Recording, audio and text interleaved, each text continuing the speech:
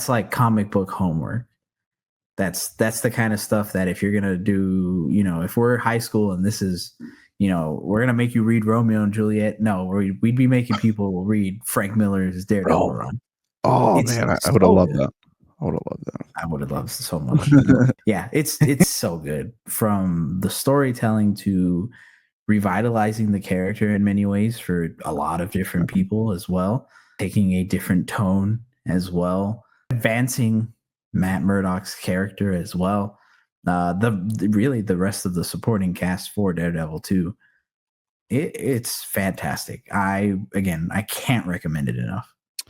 No, and I think in reading those issues, it really, you get a true feel of what it means to kind of see Frank Miller redefining Daredevil, going through and showing you how Kingpin dismantles his entire life. And I mean his entire life.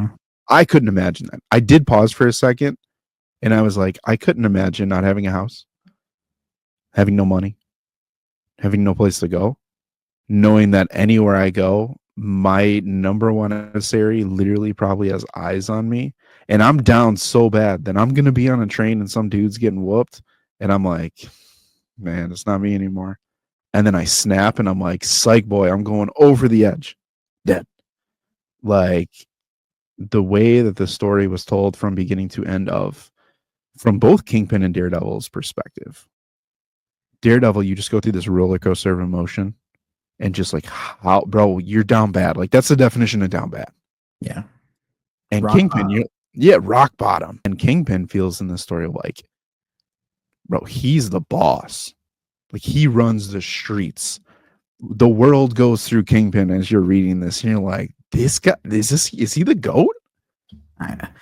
Yeah. I mean, the way that he does it so subtly too, that Matt can't even realize that it's him until, and spoilers obviously for this story, but this story is very old already, so 1980s or not. Yeah, so if you don't want to hear it, go read it, come back.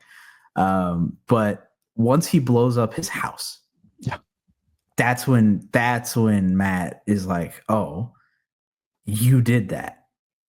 And he even says, mentally to himself, you shouldn't have signed this. I would have never thought it was you. And I just love that, because, again, it just goes to show you how smart Kingpin is. Yeah. That if he really didn't show his hand and get too cocky with it, which he even says multiple times throughout the story, he probably would have won completely.